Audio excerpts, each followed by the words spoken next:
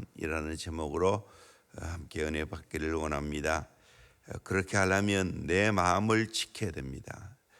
오늘 잠언 4장 23절에 모든 지킬 만한 것 중에 더욱 내 마음을 지키라. 우리가 지켜야 할 여러 가지 것들이 많이 있겠죠. 그 중에 내 마음을 지키는 것이 이렇게 중요하다는 겁니다. 왜냐하면 생명의 근원이 마음에서 나기 때문입니다.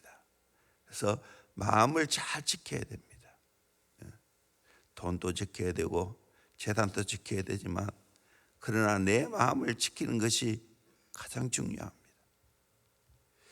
그리고 골로새 2장 6절 7절 보니까 그러므로 결론에 말이죠. 너희가 그래서 예수님을 주로 받았더니 그 안에서 예수 안에서 행해야 되죠. 그 안에 뿌리를 박아야 되죠. 예수 안에 뿌리를 박아야 되죠. 세움을 또 받아야 되죠. 건축학적인 용어입니다. 그리고 교훈을 받은 대로 교육학적인 용어입니다. 믿음에 굳게 서서 예수를 믿는 믿음에 굳게 서서 감사함을 넘치게 하라. 감사함을 넘치게 해야 됩니다. 이 영어 성경에 보니까 overflowing with thankfulness, 감사함을 넘치게 하는 것이 우리 인생의 복된 삶입니다. 항상 내 안에 감사함이 흘러 넘쳐야 됩니다. 넘쳐야 됩니다. 여러분 그렇게 살고 있습니까? 감사할 수 없는 자에게 감사하라 말하지 않았습니다. 우리 성도는 예수만 생각해도 감사함이 넘쳐나게 되어 있어요. 어떤 조건이라도 어떤 상태라도 예수 생각하면 감사함이 넘칩니다. 나 같은 죄인이 예수 믿고 구원받았는데 하나님의 자녀가 됐는데 그것만 생각하면 감사함이 넘치게 되죠. 그래서 우리는 항상 감사함이 넘치게 하면서 살아가야 되는데 그렇지 못할 때가 많습니다. 왜 그런가? 그 감사를 빼앗고 있는 적들이 있다는 것입니다. 첫째는 욕심을 극복해야 됩니다. 욕심을 갖고 있으면 감사함을 빼앗아갑니다. 야고보서 1장 14절 15절 말씀 같이 봅니다. 시작.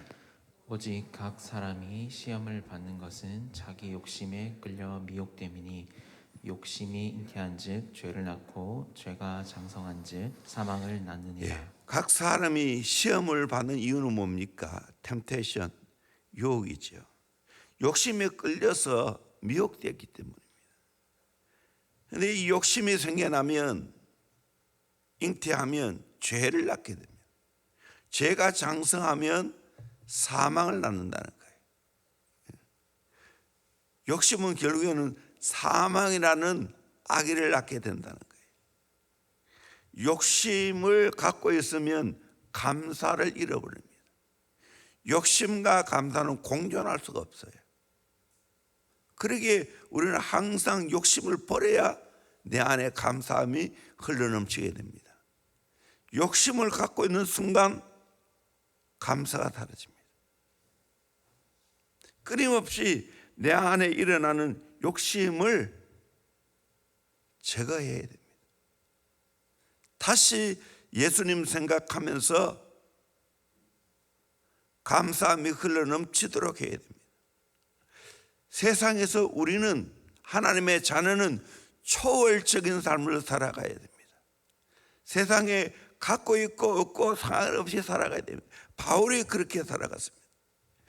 고린도후서 6장 8절에서 보면 하반절에 우리는 속이는 자 같으나 참되고 무명한 자 같으나 유명한 자고 죽은 자 같으나 보라 우리가 살아있고 징계를 받은 자 같으나 죽임을 당하지 않고 근심 많은 자 같으나 항상 기뻐하고 가난한 자 같으나 많은 사람을 부유하게 하고 아무것도 없는 자 같으나 모든 것을 가진 자로다. 이것이 그리스도의 삶이에요. 예수 안에 있으면 전천후의 감사의 삶을 살아갈 수 있어요.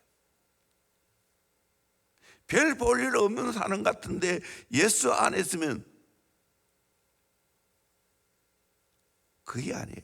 진짜 귀한 사람이에요.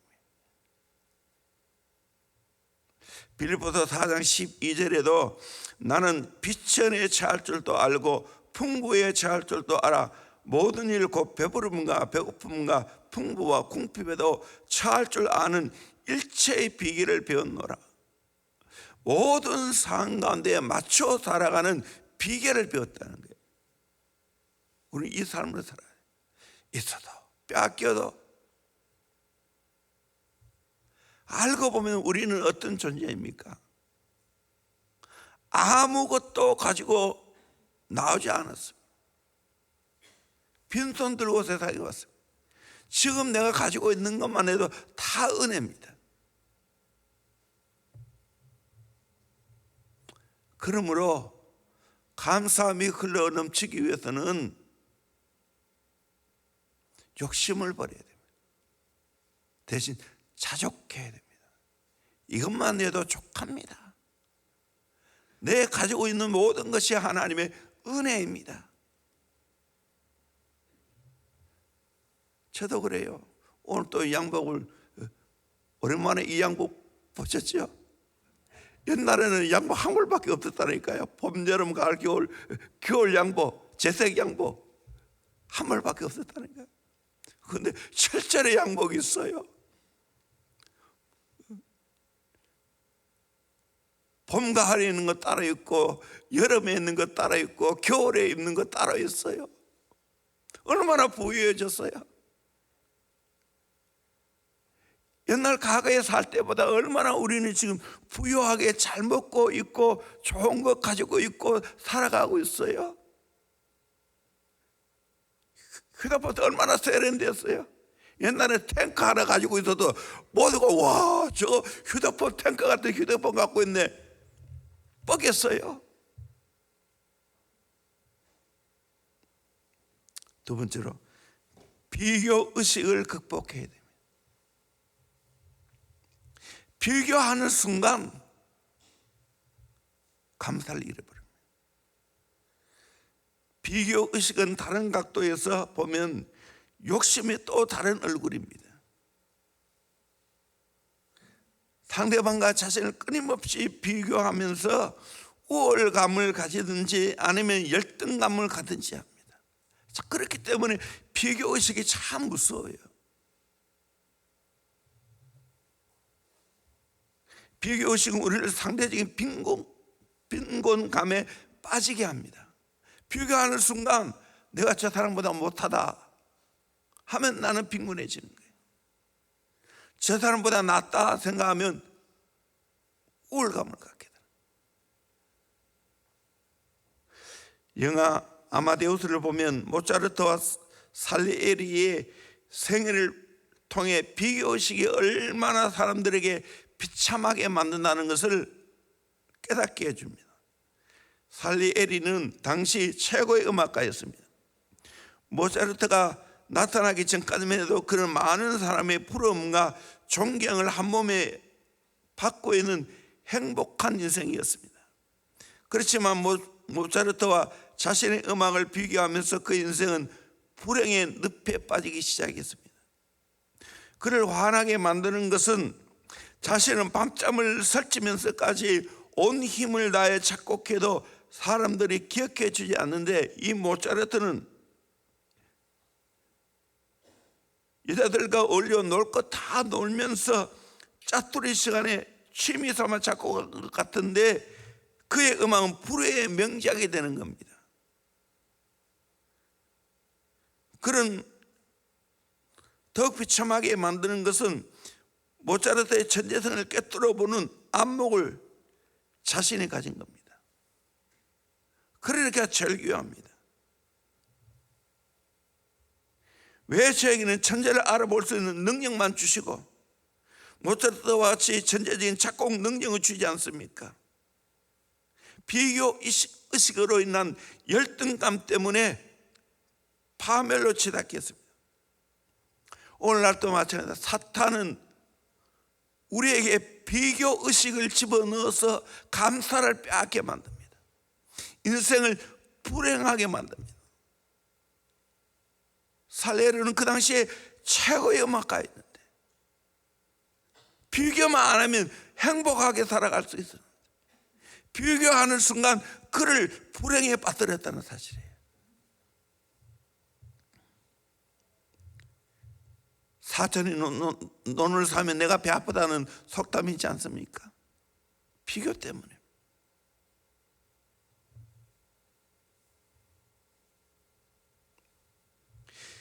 비교는 인간이 선택할 수 있는 가장 어리석은 행동입니다. 사탄을 닮은 겁니다. 왜 루시퍼가 사탄 됐습니까? 이사야 14장 12절 말씀 같이 보도록 합니다. 시작. 너 아침의 아들 계명성이여 어찌 그리 하늘에서 떨어졌으며 너 열국을 엎은 자여 어찌 그리 땅에 지켰는고.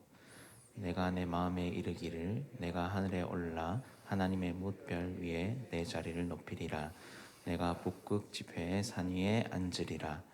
가장 높은 구름에 올라가 지극히 높은 이와 같아지리라 하는도다. 그러나 이제 내가 스올 곳 구덩이 맨 밑에 떨어짐을 당하리로다. 아멘. 자꾸 높아지려고 하다가 심지어는 마지막에는 하나님과 비교하다가 떨어졌다는 사실입니다. 비교하면 떨어지게 되어 있습니다. 비참하게 됩니다. 사탄의 모습이에요. 그것도 멀리 있는 사람 비교 안 하지요. 가까이 있는 사람 비교하지요. 형제와 비교하지요. 친구와 비교하지요. 내 가까이 있는 아무개 집사님 자녀와 비교하지요. 저 자녀는 저렇게 공부 잘하는데 우리 자녀는 왜 이럴까? 비교하는 순간 불행해집니다. 감사를 잃어버리는 실제적인 삶이에요. 그런데 하나님은 우리를 얼마만큼 독특하게 창조하셨는가? 10편 16편 3절에 보면 땅에 있는 성도들은 존귀한 자들이니 나의 모든 즐거움이 그들에게 있도다. 땅에 있는 성도들은 존귀한 자라는 거예요. 나의 모든 즐거움이 그에게 있다. 하나님이 나를 볼 때 그렇게 즐거워하신다는 거예요.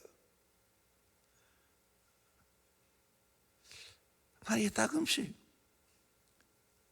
왜 이렇게 내가 성교를 좋아하는지 모르겠어. 그러면 나를 별로 좋아 안 할 것 같은데. 하나님신 마음이에요. 하나님 또 나를 볼 때 그렇게나 좋아하신다는 거예요. 그렇다고 해서 제가 성경을 좋아하는 거 아닙니다. 우리의 모든 아이들 좋아합니다. 사랑합니다. 성도를 사랑하죠. 다 귀합니다. 공부 잘하는 마음 귀한 게 절대로 아니에요. 공부 못하는 아도 귀한 거예요. 그러나 태도를 보죠. 공부 잘해도 태도가 나쁘면 정말 속상한 거예요. 더 잘할 수 있는데 머리 믿고 노력하는 거예요. 하나님 안 써요. 공부 못해도 열심히 노력하면 나중에 보면 그자가 잘 돼 있어요. 하나님 법칙이에요.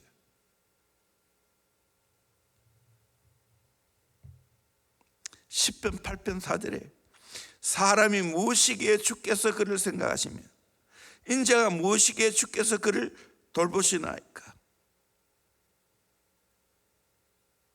나를 이렇게 생각해 주고 나를 이렇게 하나님이 돌봐주냐. 5절 보면 그를 하나님보다 조금 못하게 하시고 영화와 종기로 간을 씌우셨나이다. 우리를 하나님보다 조금 못하게 창조했다는 거예요. 영화와 종기로 간을 씌우셨다는 거예요. 그리고 하나님은 우리를 만물을 다스리게 했다고 말하고 있어요.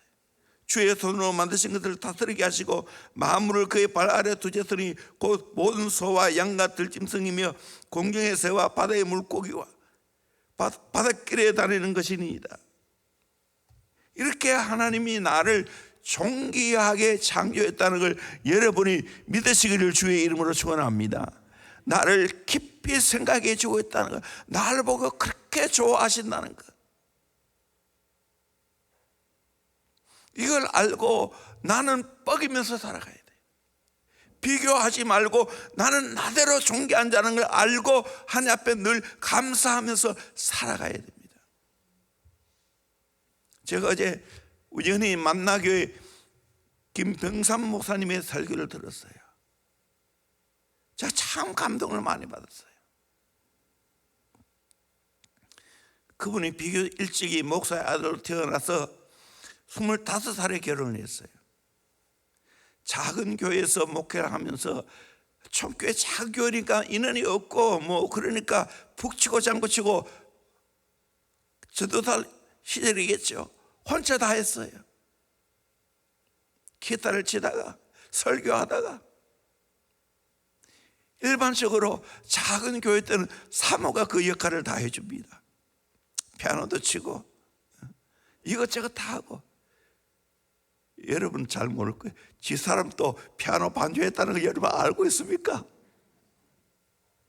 온갖 거 다 했어요. 주방부터 시작해서. 그래서 은근히 화가 나더라는 거예요.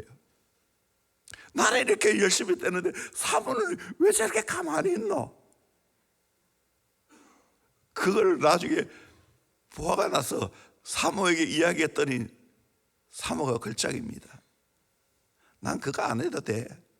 앞으로 당신이 큰 교회 할 거야. 그러면 나는 그거 다 안 해도 돼. 성도들이 다 할 거야. 얼마나 아주 자존감이 높은지 놀랐다는 거예요. 사실 일찍이 나이에 아버지 대를 이어서 큰 교회를 하고 지금은 10,000명 가까이 되어지는 교회, 또 목회도 참 잘하세요. 자기는 여러 가지 나름 운동도 하고 했지만 키가 적고 머리가 25살 때부터 빠지기 시작했다는 거예요. 근데 일찍 결혼 잘했다는 거.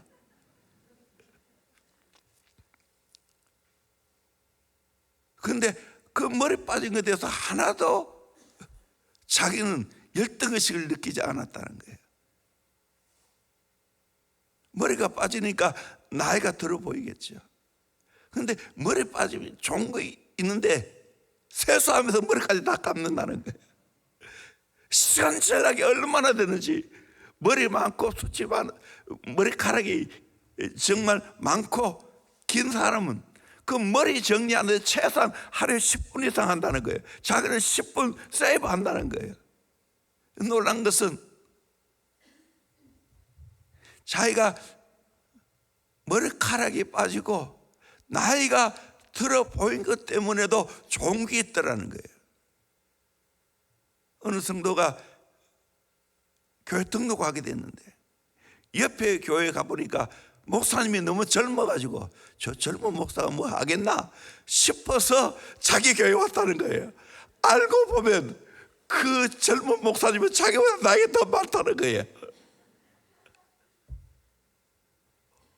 오히려 그것마저도 하나님은 좋게 만들라는 거예요.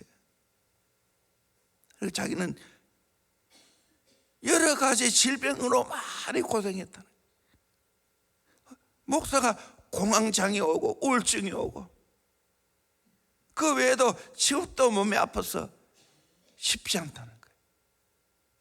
그런데 자기는 열정이 많은 사람인데 그 몸이 아프지 않았다면 인간적인 열정 때문에 하나님의 일을 가르칠 수가 있었다고. 그리고 그 몸이 아픈 것 때문에 정말 연약한 자를 이해하게 됐다. 더 마지막 귀한 것은 자기 딸 이야기한데 너무 감동을 받고 너무 정말 짠했어요. 아이가 어릴 때 너무 아파가지고 이런저런 병원 가고 약을 먹이다 보니까 결국 아이가 장애를 갖게 됐다. 지적 장애를 갖게 됐다. 이 아이 고쳐달라고 얼마나 기도를 많이 했는지. 근데 하나님이 고쳐주지 않았다. 지금 사모님이 너무 아이를 키우다가 고생했는데, 그래도 감사한 것은 그 아이가 자라나서 그 아이를 좋아하는 남자가 있어서 결혼을 시켰다는 거예요.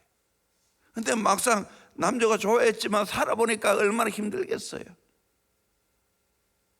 이혼 직전 갔는데 사이되는 친구가 그래도 마음을 돌이키고 지금 같이 잘 살고 있다.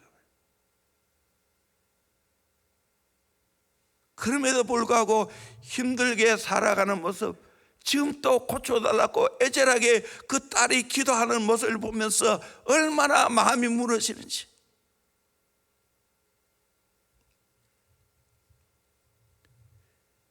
제가 그걸 보고 깨달았어요.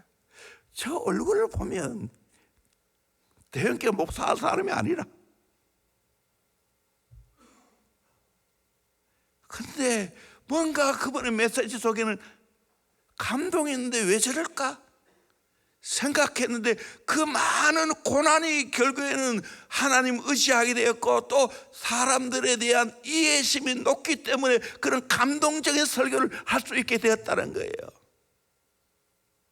비교했다면, 자기 신체와 다른 사람이 비교했다면, 그 사모님이 비교했다면, 그 딸을 가진 부모로서 다른 부모와 비교했다면, 그런 은혜를 어떻게 받을 수 있었겠어요? 나는 어제 그 한 두 편의 그분의 그 간증과 설교를 들으면서 너무 감동을 받았습니다. 김병삼 목사님에 대해서 모든 것이 다 이해가 되었어요.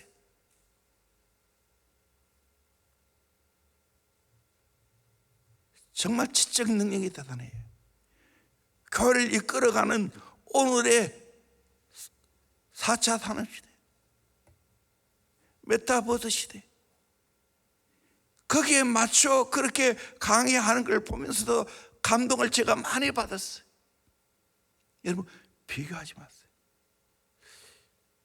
설교 짧게 하라는데 또 길어지네요.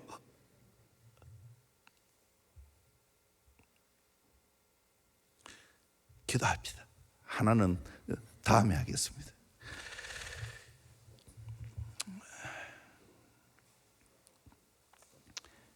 우리 함께 기도합시다.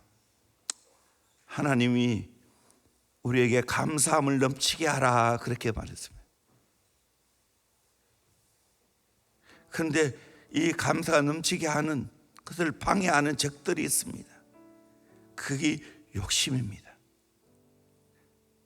비교식입니다. 하나는 염려입니다. 하나님, 내 인생 살아가면서 이 모든 것을 끊임없이 극복해 가기를 원합니다. 그래서 내 마음을 지켜야 됩니다. 그때 감사함이 흘러넘치게 될 줄로 믿습니다. 내 인생 가운데 어떤 상황 속에서 감사함이 흘러넘치는 삶을 살게 하여 주시옵소서. 우리 한번 서로 같이 기도하겠습니다. 하나님 아버지, 감사합니다. 오늘도 이렇게 새벽을 깨워